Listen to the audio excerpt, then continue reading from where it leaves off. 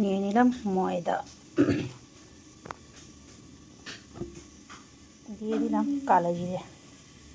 কালো জিরেটা না দিলেই চলতো, তবুও দিলাম। দিলাম পরিমাণ মতো লবণ, দিয়ে দিলাম সাদা তেল। সবগুলোকে ভালো করে মিক্সড করিয়ে নেব। আর এটা কি বানাচ্ছি সাথে থাকো, দেখতে থাকো। এই যে ভালো করে ময়াম দিয়ে নিয়েছি, দেখো এইভাবে দিয়ে দিলাম পরিমাণ মতো জল।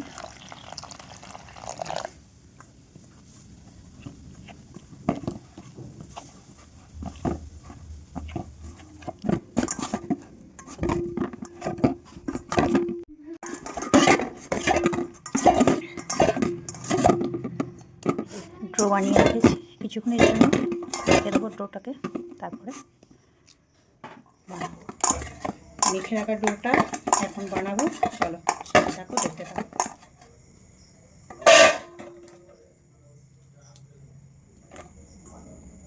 চলো এগুলোকে রুটির আকার গোল গোল সেট করে নিই।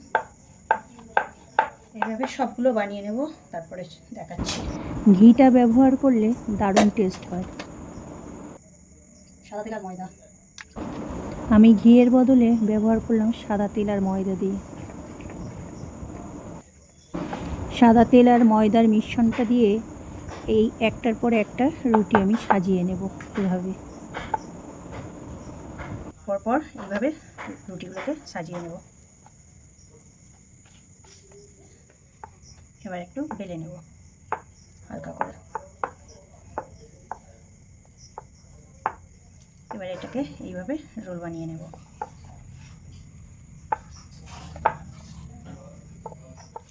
এইভাবে পিস পিস করে কেটে নেব সবকটাকে। এইভাবে কেটে এটাকে একটু লম্বা করে নেব, নিয়ে বেলে নেব এইভাবে। খাস্তা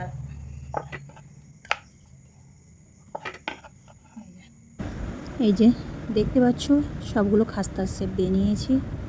তো চলো এবারে আমি গ্যাসে কড়াই বসিয়ে দিয়ে তেল দিয়ে দিয়েছি।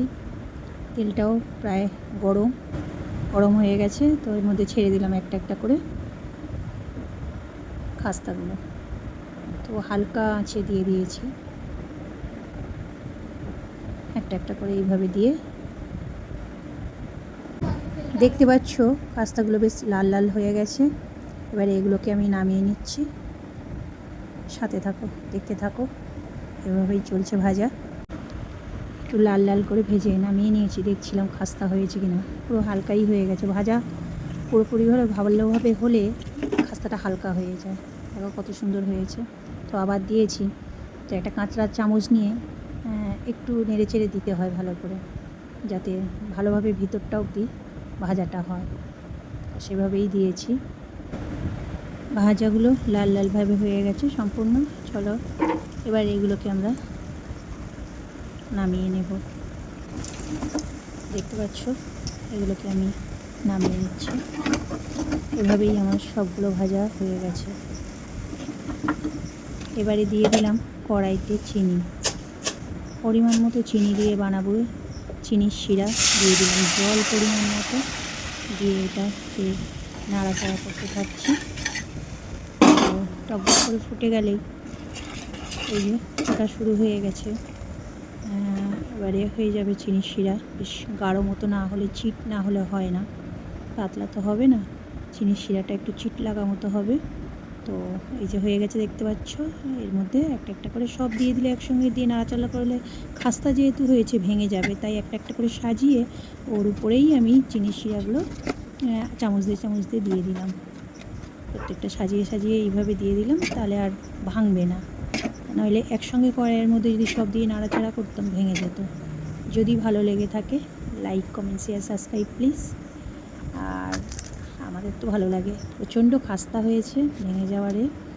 তো আমার মেয়েরা খুব পছন্দ করে, আমার হাজব্যান্ডও খুব পছন্দ করে।